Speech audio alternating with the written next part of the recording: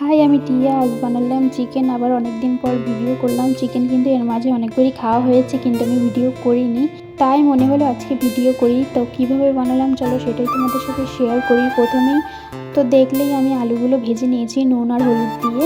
আলু ভাজা হয়ে গেলে তুলে রেখে দিলাম। তারপর কড়াইতে দিলাম আস্ত গরম মশলা, শুকনো লঙ্কা, জিরে আর তেজপাতা ফোড়নে। তারপর কুচি কুচি করে রাখা পেঁয়াজগুলো দেবো। দিয়ে পেঁয়াজটা যখন ভাজা হয়ে যাবে তার মধ্যে দেবো আদা রসুন বাটা আর দেবো কাঁচা লঙ্কা, শুকনো লঙ্কা, জিরে বাটা। তারপর সেগুলো ভালো করে ভাজা ভাজা হয়ে গেলে তার মধ্যে আগে থেকে ম্যারিনেট করে রেখেছিলাম চিকেনটা নুন, হলুদ আর আদা রসুনের পেস্ট দিয়ে। তারপর চিকেনটা দিয়ে দিলাম, দিয়ে ভালো করে কষিয়ে ঢেকে দেবো 5 মিনিট মতো। তারপর আবারও আমি কিছুক্ষণ রেখে দেবো। দেখো কতটা জল বেরিয়েছে, আমি কিন্তু একটুও জল দিইনি।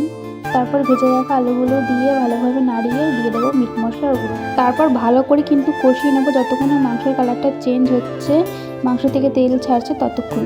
তারপর দিয়ে দেবো গরম জল করে রেখেছিলাম, সেই গরম জলটা দিয়ে আমি 10-20 মিনিট ফুটিয়ে নেব, যতক্ষণ না মাংসটা প্রপার সিদ্ধ হচ্ছে ততক্ষণ পর্যন্ত। নামানোর আগে গরম মশলা দিয়ে নামিয়ে নিলেই কিন্তু আমাদের চিকেন একদম রেডি। ভিডিওটা ভালো লাগলে প্লিজ লাইক আর সাবস্ক্রাইব করে দিও। নেক্সট অন্য কোনো ভিডিও নিয়ে আসবো। টাটা।